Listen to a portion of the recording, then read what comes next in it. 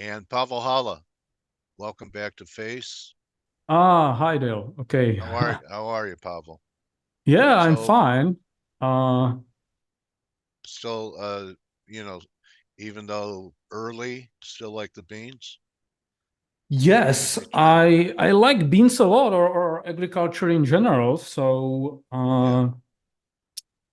just give me a second. I will share the screen. Here we go. Do Good. you see it? Yeah. Your watch list Okay. and trading signals to the right. Yes, cool. Uh, okay, hide video. So I have to confess, I haven't really prepared anything, but I know what I will talk about. So I will just make the chart on the go, and I hope it won't be a problem. So everybody is into energy and metals, and you told me last time that agriculture is really underreported on face. So I decided I will talk about agriculture today because the metals and everything is rallying, but there are some worrying divergences, like for example the weak copper spreads you can see here. So I think from at the current or in the current stage, from the risk reward perspective, the agricultural commodities are really the best place to be in the medium term. That does not mean they have to rally tomorrow or next week. But over the coming months, I think there will be a major bottom in agriculture. So I will stay focused on commodities. Here is the Bloomberg Commodity Index. You can see the breakout Nice. here. So that's definitely what I want to play out going forward. That's Is the the place. last candle, is this a daily? This is weekly, and if I zoom Weekly. in, this is Okay. this is daily. So, Okay. So we're uh, having a good week. A weaker dollar should be beneficial. So even if we're in the bear market rally hasn't completed in the dollar, and there's another burst after a pullback here. Um, that yeah, that might create a bear market in the dollar could do no harm to agriculture. exactly, and that's the problem because I'm not really bearish about the dollar, because mainly because of the positioning and the things that we are coming into season when there will be more coupons issued compared to T-bills. So, and if you take a look at the positioning in the dollar, here we go. You will see that the dollar is definitely not overbought. Quite the contrary, the positioning is quite bullish. The large speculators are net short, and the net traders indicator is also not overbought. So I You see think more upside in the dollar, and the beans will fight it. Agriculture will fight it just like the metals have. A strong dollar, this recent dollar rally had no impact on silver and gold and copper.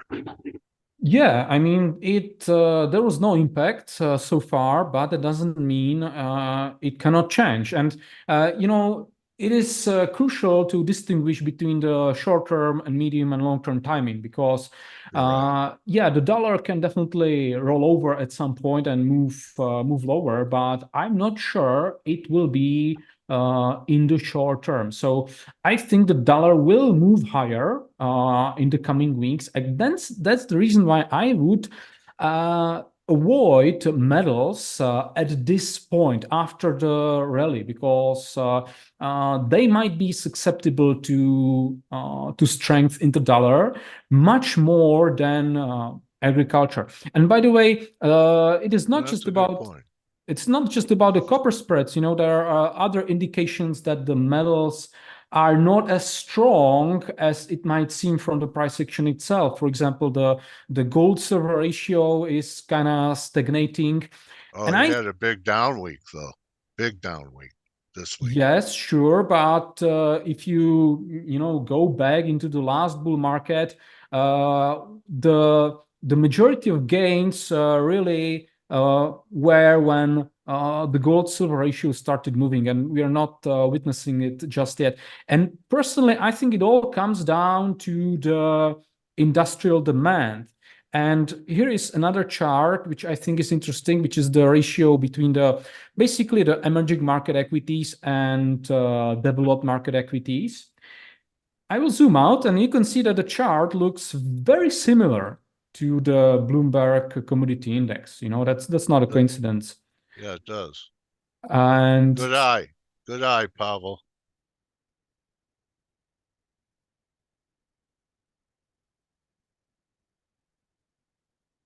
Did we lose your voice? do you hear me? Got you back. Sorry, Okay. I moved the panel, the Zoom panel, Okay. and No, it's maybe I okay. It's a nice clicked. presentation. You Yeah, you have a so very you have a very good eye at looking at the whole jigsaw puzzle. Thanks. What I wanted to say, maybe that my microphone was muted. I wanted to say that when you compare these two charts, they are quite similar, but the time frame is of course different. Here's from April 2009, so I Yeah. can zoom in whatever. But the point is, there is no breakout on this chart. And the reason is the weakness in China, obviously. The Chinese Okay. equities are dragging the emerging market equities lower. And I think the metals will really fly once China stimulates their economy. And so far, their stimulus efforts were kind of lackluster. So that's the reason why I would be careful for now about the metals, because if the dollar continues to move higher, maybe the metals can correct violently. You as you said correctly, they did not care about the metals, but about the dollar.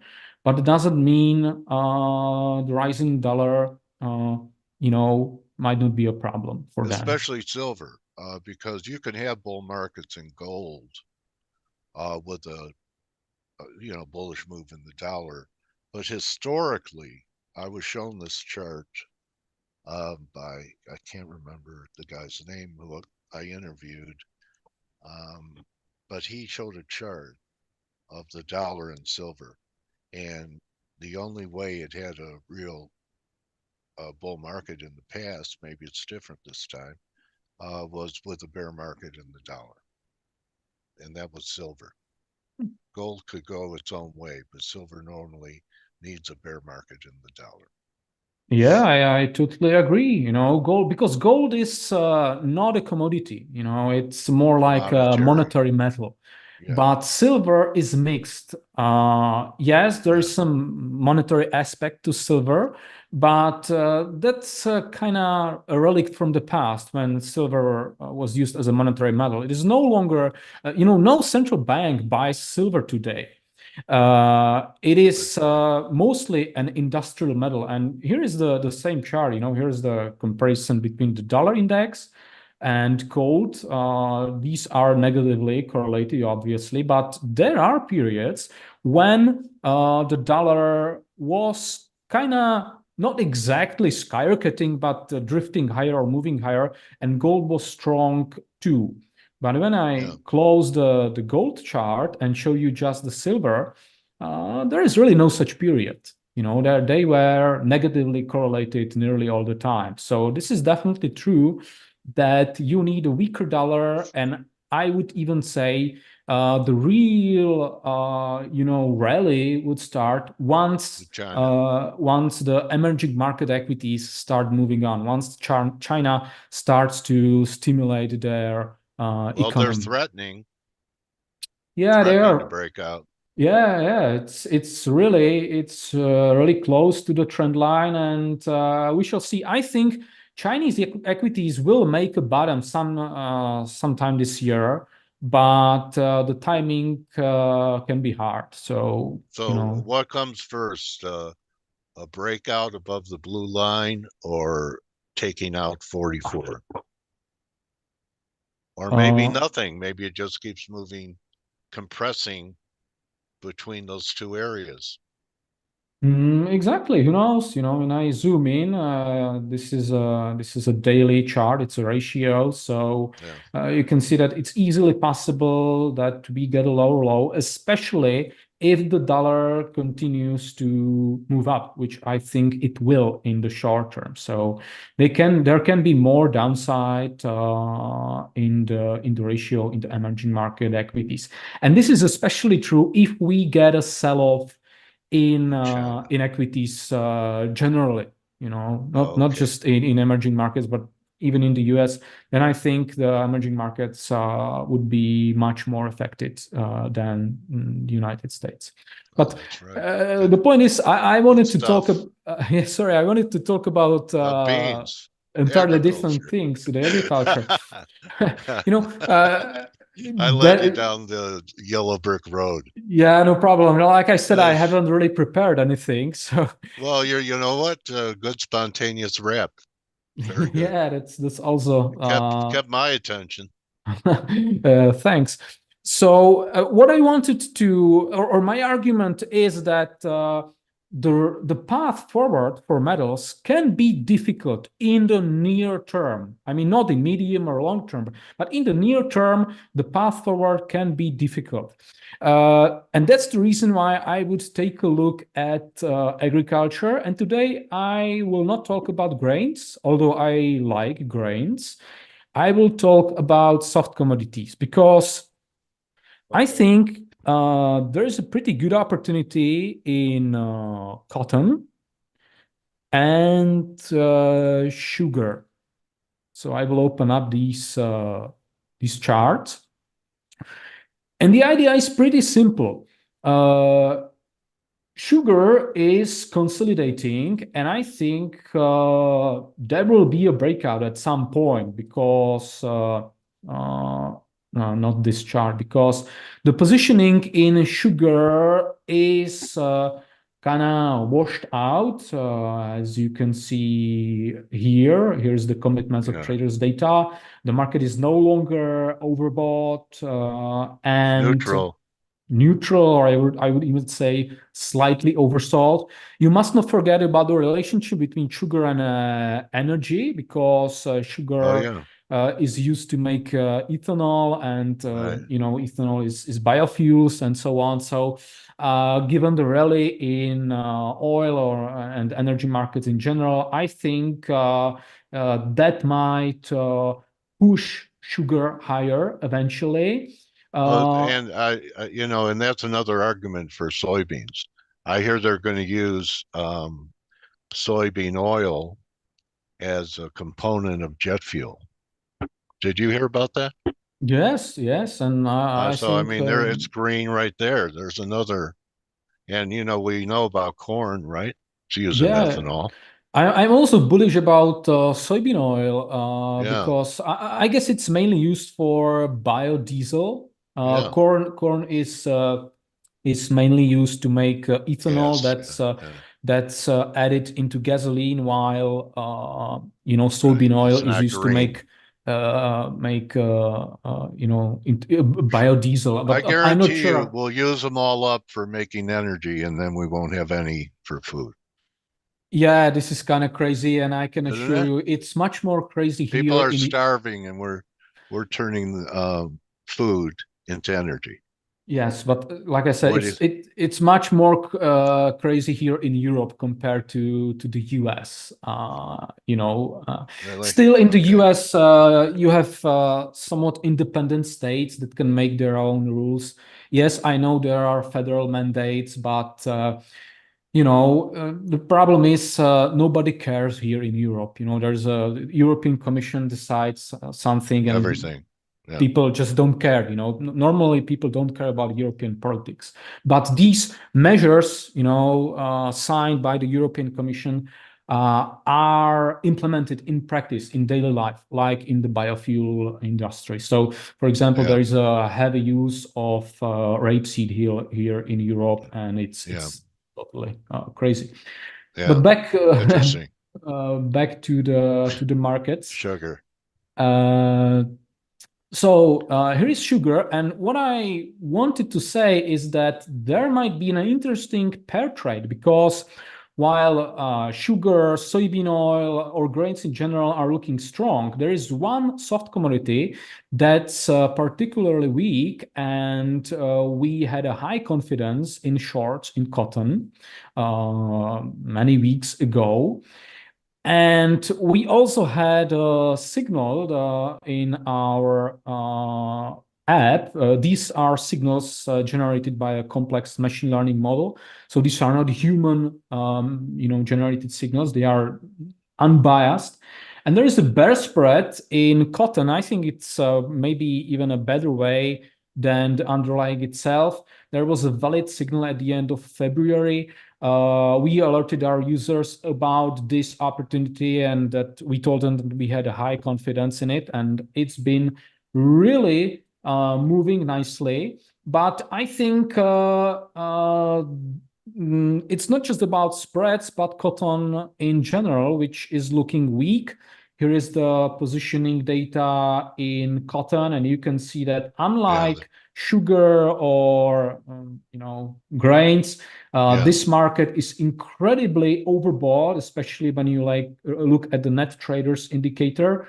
Yes. So I think there will be more downside in cotton, not this chart, this one.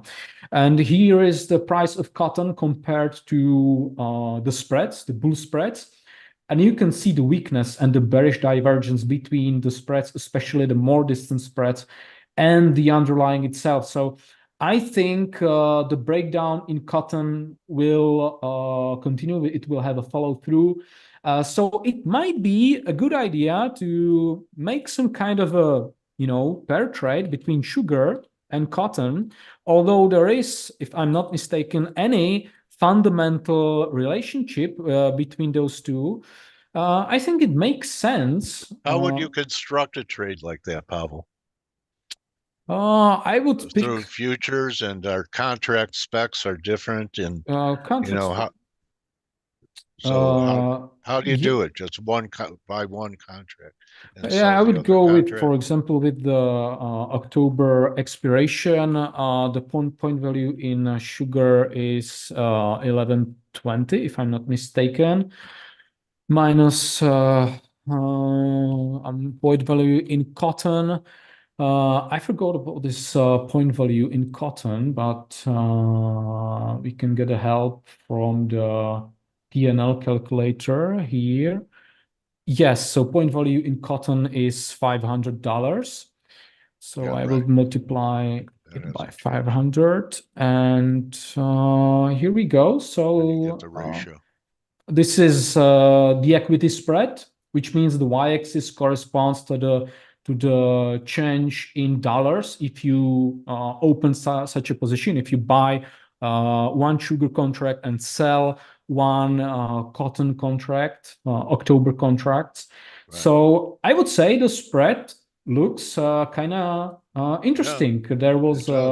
There was a breakout, even kind of falling wedge or whatever you want to call it. Yeah, And I can take a look at it's a good shot. the continuous price over a long period of time. And I would say there is a decent upside. I can even make a histogram of it, which is better for analyzing long-term data. And yes, it's fairly valued. It's not undervalued, but you can notice the right tail. So there is, I would say, a lot more upside left for this trade to run. So although there is probably not any fundamental relationship between these two commodities, I think it makes a great deal of sense how to play commodities safely in this environment. So either with this intermarket strategy, or you can go long sugar and for example hedge it with bear spreads in cotton. That also might be an option. Or you can explore bull spreads in sugar. There is Yeah. endless possibilities, and that's a great thing about commodities, that you can structure these trades in many ways to get alpha, or avoid being exposed to the broad market, which means the general volatility in the stock market, and or even the dollar itself. We talked about the dollar and its impact on metals. I think you do not have to care about the dollar when you open such an intermarket strategy. So this might be a great diversifier. And that's I think where the opportunities really are at this moment, at least from the risk reward perspective. Some real nice actionable ideas. And of course, Pavel's work is what his handle is, spread charts. So he's a spreader. One of my best friends early in my career in LA at Madoff and Sons, he did a lot of grain spreads, beans, bean oil, a lot of spread. On his plates, he had spreader Steve. So and he was successful. So, it's a whole new world that Pavel opens up for people to think about spreads as a way to participate. And, there are exceptions where they could really blow up at times, right? But for the Yeah. most part, Mhm. they offer less volatility than just outrights, and very good upside potential. So I love what you do, Pavel, and we had a very wide-ranging discussion today. I feel Thanks. edified Mhm. from Thanks, talking thanks. to you for a half an hour. I would say just one last remark about the spreads. The spreads are not, I would say they are not more or less volatile. They're better reflect the conditions in the Okay, physical markets. That can be a good thing, because that can filter out the macro the effects noise. and Yeah. the noise. But if the supply demand picture gets really squeezed, the spreads can move much more than the underlying. Okay. So Do that's you it's have like defined risk from your entry on these spreads? How much you're willing to risk on the spread? that's up to everyone's risk tolerance. That's Yeah. also a great thing about the spreads, that you can, especially with the intra-delivery spreads, with the spreads within a single commodity, you can create different combinations, different width of the spreads, and that can influence their, or that directly affects their volatility, and Okay. therefore the undertaken risk. So once again, the spreads are really versatile instruments. Okay. Well, you know what? You ought to start a business about spreads. Yeah, yeah, that's And I hope it's a great 2024 for you and your team and all your subscribers. thank And, you. Thank you. we've been talking a few years now, right, buddy? Yeah, you're right. It's been maybe 2 or 3 years. So I want to thank you for coming in and sharing your wisdom. If people want to learn about what you do, best way, you could show your website if you'd like. Sure. You can just go to spreadcharts.com and learn more about our software, our analytics, the trading signal, and all the data we use. And of course, you can also sign up to use our software, either in the free version or the premium version that has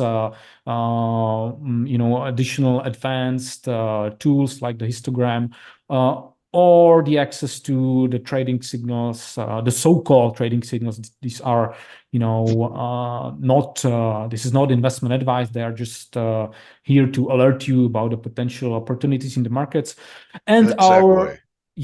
our research videos, where we, take a close look at the markets. So go to spreadcharts.com, and you can explore our data and our software. You like the miners and the show they put on, or do you think they're dangerous up here too? I like the miners. I really like the miners in the long term. But once again, I think they will start moving once we get a rally in The uh, dollar. no, in the emerging market equities. Once the Oh, China oh, starts to stimulate, because right well, now it's the problem. The energy markets are strong, and the cost inflation is rising. That's pressuring the miners. if you So look at the charts, I mean, some of them have doubled in a yes, month. yes, yes. I mean, But that's you would wait for pullbacks, right? definitely, definitely. And but in the very long term, there are great opportunities. And I know that you've been pretty vocal about those miners. So that was spot on. I mean, you really nailed the bottom in many Yeah, of them. I did put out a tweet that day. The miners have bottomed, Yeah, I and saw the tweet. So yeah. you were spot on. So anyway, look, you know how it is in the business. You never have enough on when you're right, and always too much when you're not. But you laid out some interesting things, and the sugar's interesting because there were 90% bulls 6 months ago, and it's worked off a lot Mhm. of time and a little price. So why not? You know, Exactly. Especially yeah. when you zoom out, you can Look see what it the. pulled back to, the 20 Mhm. breakout and held. So Yes, it's yeah. long-term Okay. bullish and looks nice. The chart looks All right. nice. Check out Pavel. He even has some free stuff for you to look at.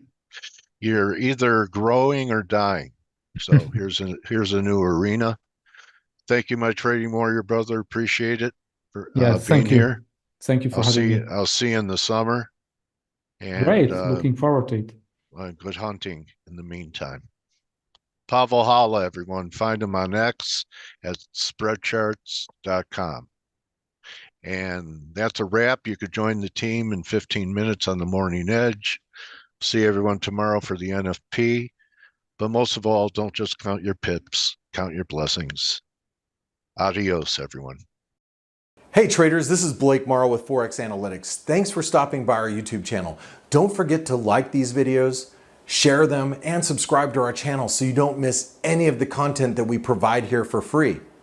Thanks for stopping by. I'll see you in the next video.